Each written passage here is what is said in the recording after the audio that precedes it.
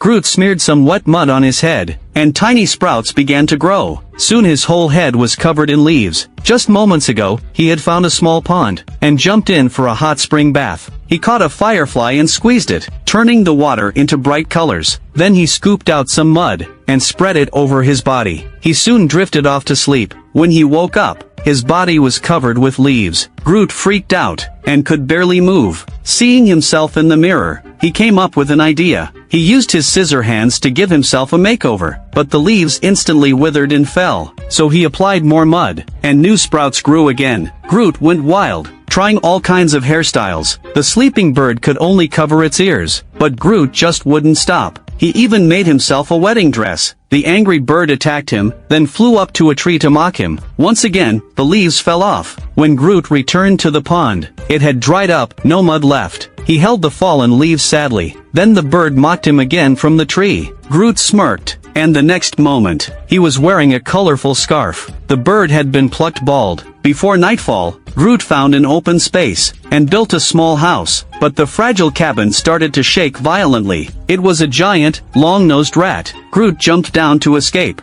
An eagle swooped in and carried the rat away, but the house was destroyed. Groot collapsed to the ground, then heard sounds from underground. It was a group of cute alien ants. They held out bowls, begging for food, but even his breath sent them flying. He picked up a sharp stone to pick his teeth, then tossed it right onto their nest. The ants grabbed weapons and attacked, but it barely hurt him. They brought out high-tech gear, and opened fire on Groot. He fell to the ground from the blast. Then, a leaf popped out from his butt, landing right on their nest. The ants cheered and gathered the leaf. Groot got an idea. He picked a bunch of leaves to give to the ants, but he accidentally stepped on their nest. He quickly covered it with a rock, and ran away. Luckily, the ants miraculously survived.